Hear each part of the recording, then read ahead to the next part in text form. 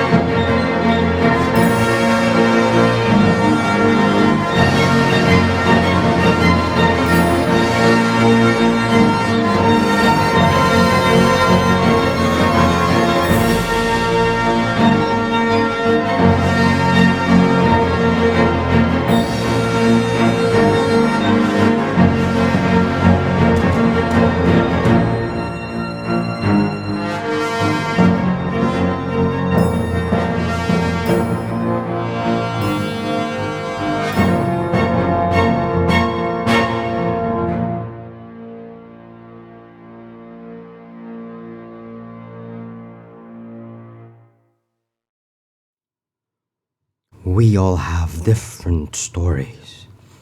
This story is a story about secrets, about two men and how both their lives change because of secrets kept within the shadow of the wind. But most importantly, this is a story about you. It all began with a book.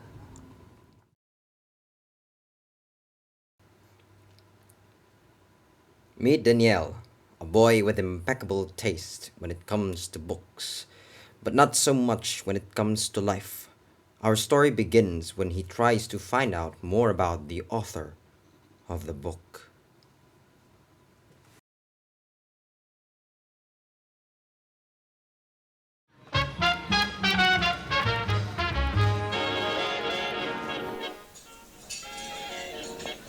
Give me the book.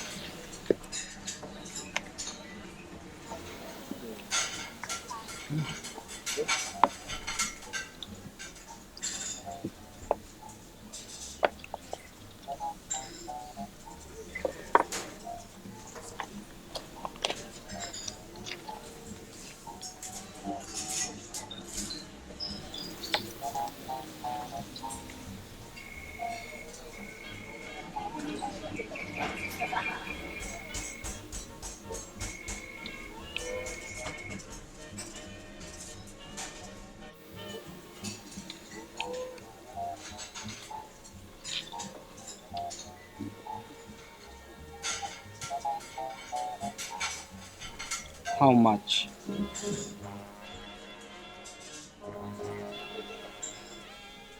Okay.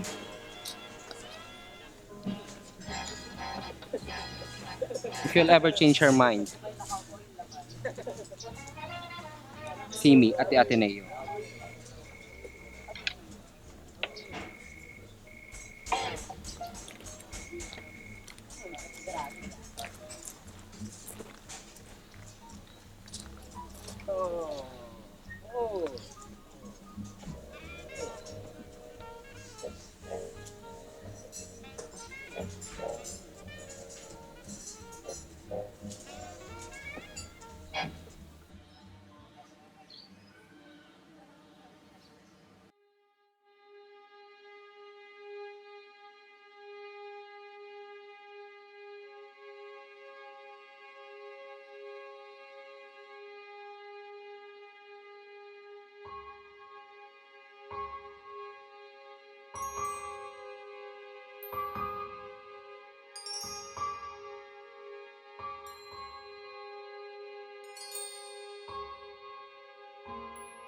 Danielle first met Clara on that fateful day when he brought the book to Don Barcelo's house.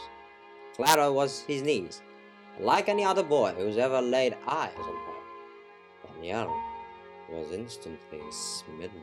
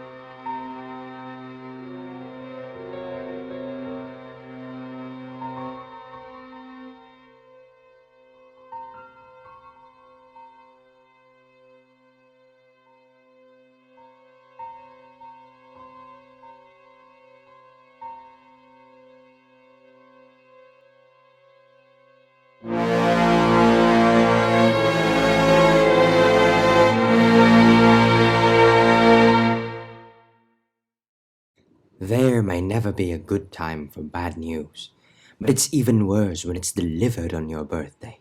And Danielle was about to receive very bad news indeed. ¿Cómo está, Daniel? Cigarette? Who are you? Why do you know my name? A friend. Or I aspire to be one. I know all about you.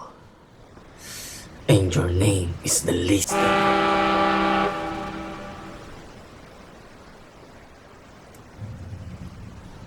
Cigarette? No, I don't smoke. What else do you know? Let's just say you have something that interests me. And I'm ready to pay you good money for it. How much do you want? What for? You know what I'm talking about. The shadow of the wind. Senor, you must have heard wrong. I don't have the book. And if I had, I won't sell it to you. Perhaps you're the one who is making a mistake now. I don't blame you with so much on your mind. Your friend Clara, for instance. What do you know about Clara? As I said, I know all about you, Daniel. Look, Clara doesn't have the book. Neri has the book. Don't laugh about this, Daniel. Especially when you're on a dangerous situation. Why do you want the book? Are you a collector? Something like that. Do you have other books of Julian Carax? Do you even read them?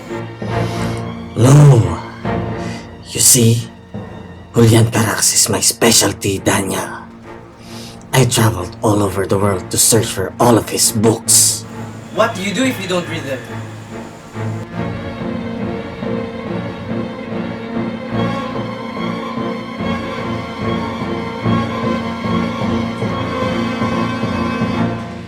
Burn them.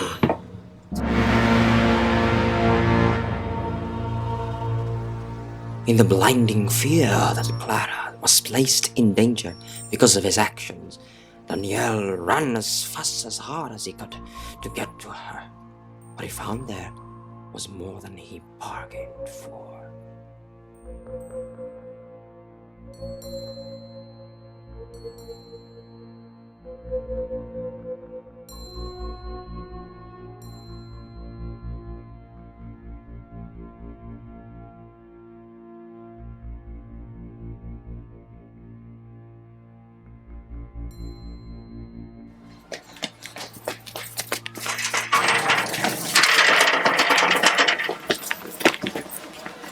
What are you doing? Keys.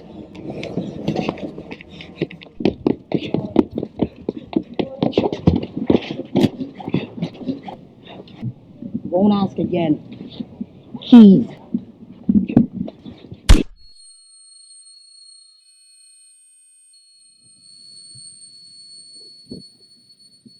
I don't want to see you around here ever again. Get out.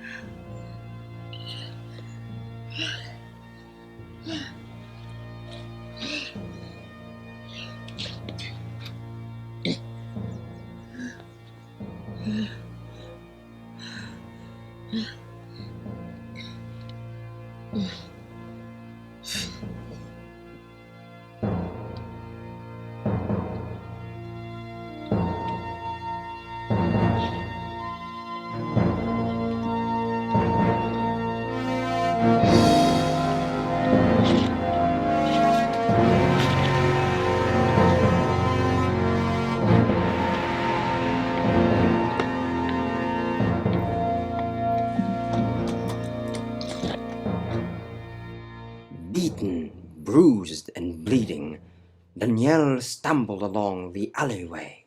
He knew exactly where he was going. He just didn't care how he got there. Fortunately for him, a hand was out there to help him. And that was when he met Fermin Romero de Toros.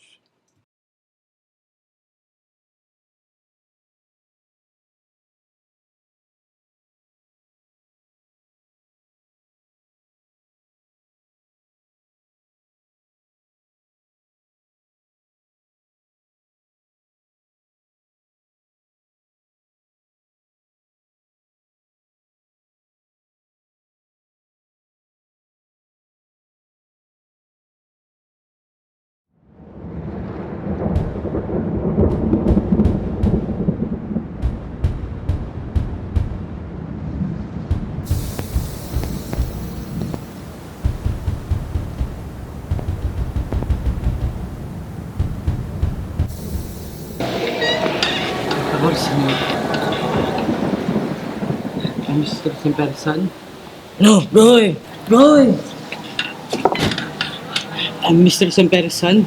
Daniel Sempere?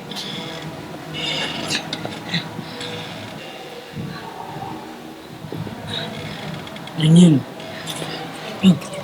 Come here.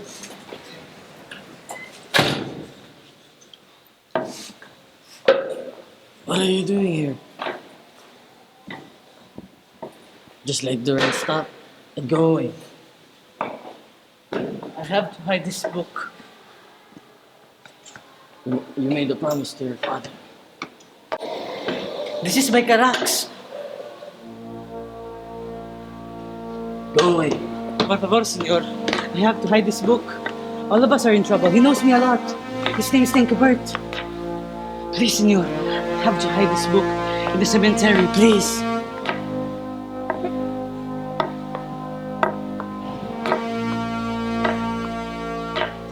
Follow me.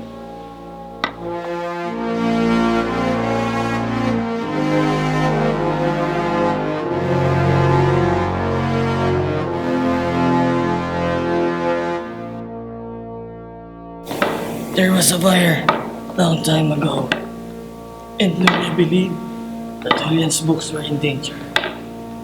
So she kept it here for safekeeping. Who's Nuria? She's my daughter.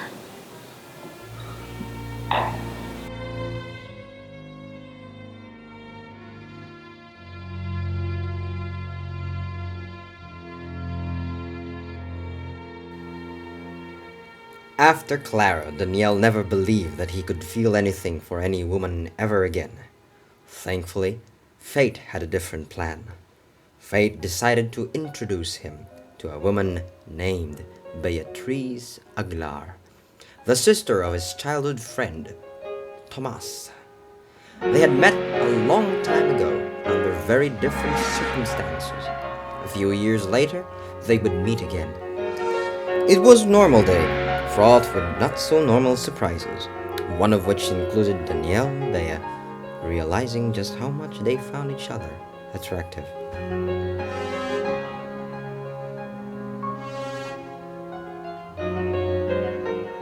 It was a normal day, fraught with not-so-normal surprises.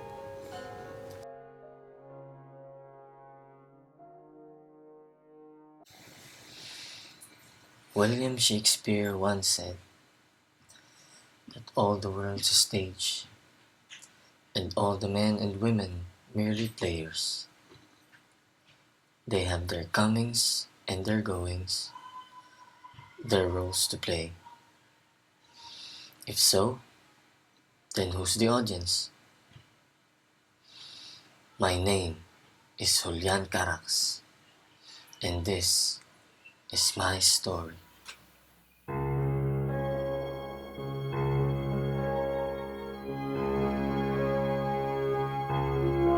Take my hand, I release you from this darkness. Your eyes filled with sadness. Then I will live to see your eyes again.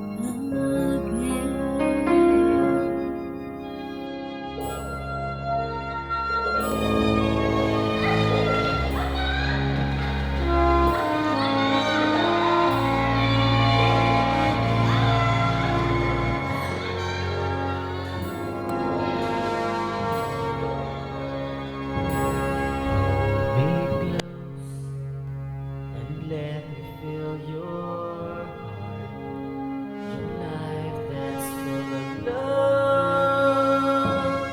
And I will live to see you here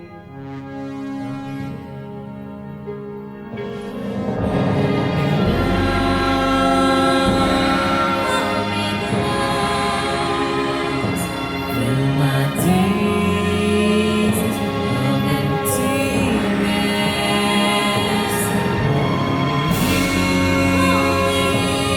Hold me now,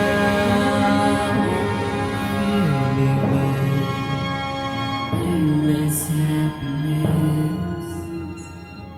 Need you.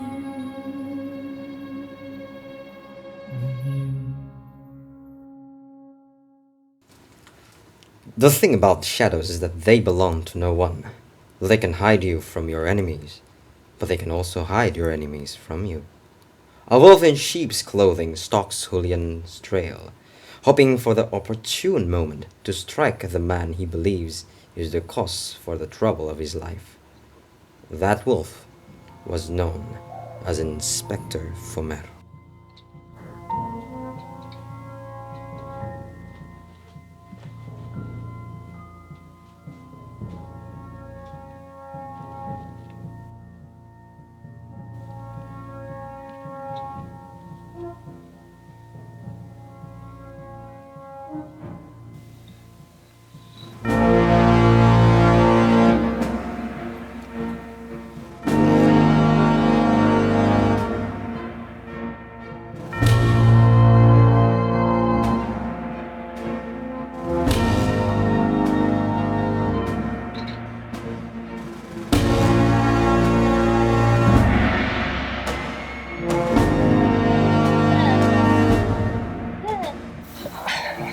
I'll just meet Julian, okay?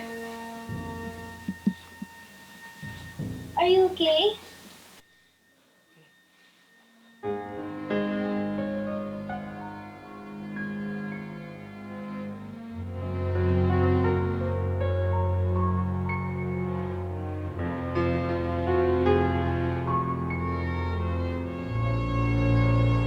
Miguel!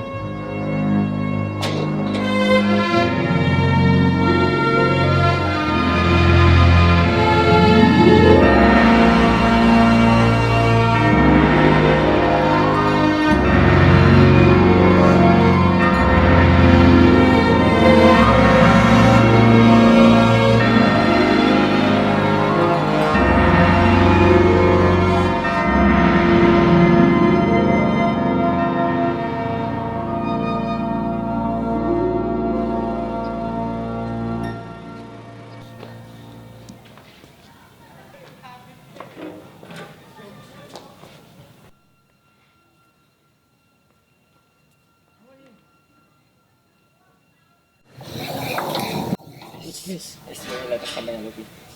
I want to look at this and just go. Why? Just run. Miguel, just run me. Just go. Run, please. Run.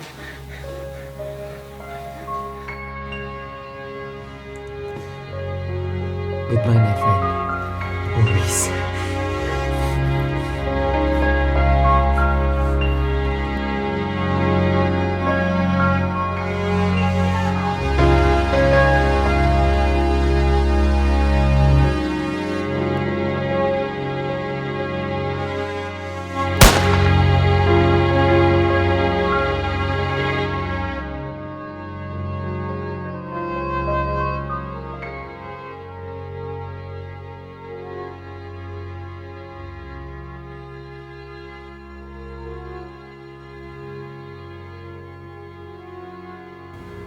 Julian had a mind like no other. Men like him have the power to change the world. They just need the push. I know I'll never have the power, but what I do have is the chance to help him. And I took it. I saved his life.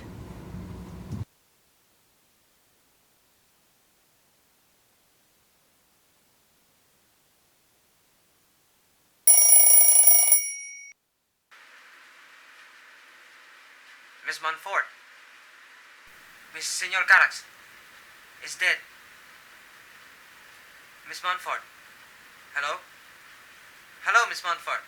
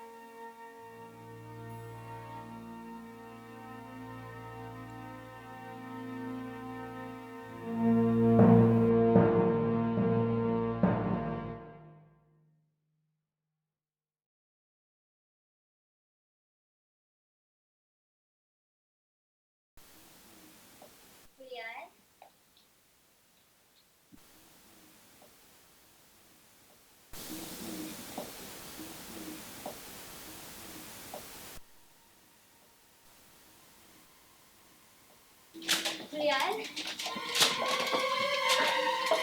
it, Julian! Stop it! Julian! Julian!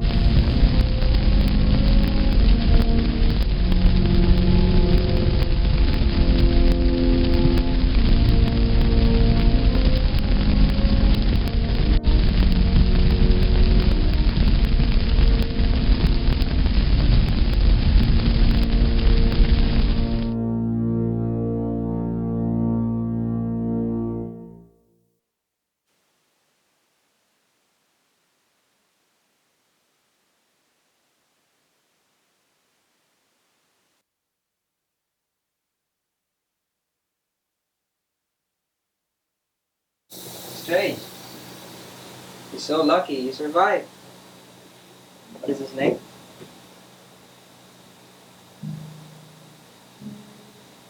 Nicole Molina. I'll see him in 2 days.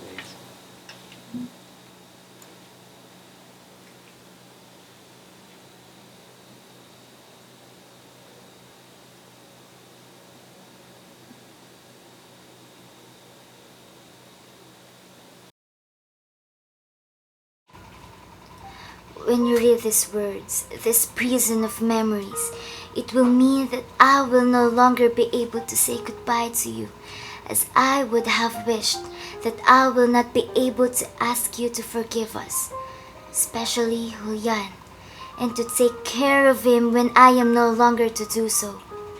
I know I cannot ask anything of you, but I can ask you to save yourself. Perhaps so many pages have managed to convince me that whatever happens, I will always have a friend in you, that you are my only hope, my only real hope. Of all the things that Julian wrote, the one I have always felt closest to my heart is that as long as we are remembered, we remain alive. As so often happened to me with Julian, years before meeting him, I feel that I know you and that if I can trust anyone, that someone is you. Remember me, Danielle, even if it's only in a corner and secretly. Don't let me go.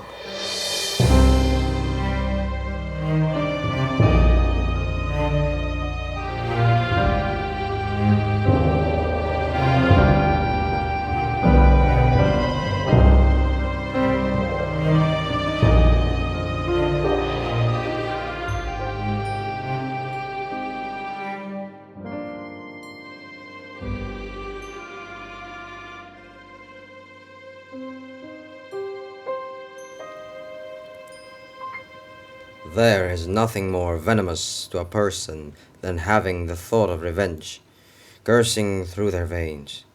A lesson that Danielle was about to learn from an old hunter, a hunter named Inspector Fomero. Fomero knew that Danielle was looking for Julian, and he wasn't about to pass up the chance to kill the man whom he believes took the only thing he cared about from him.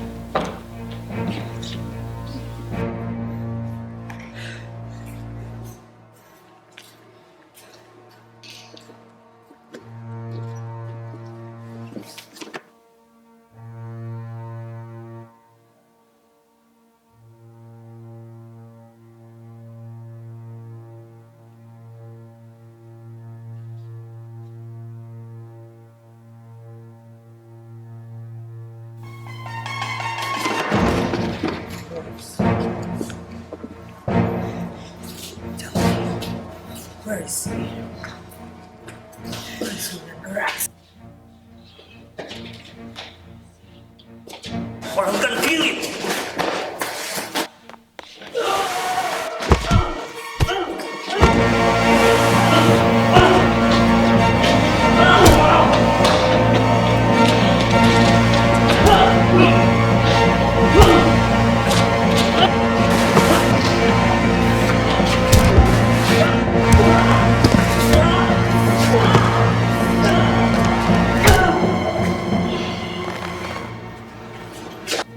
Daniel, go! We have to get out of here. They get us away. Go! Daniel, go! We have to get out of here. They get us away. Come on, Daniel. Listen to me. Hey, speak up! Daniel!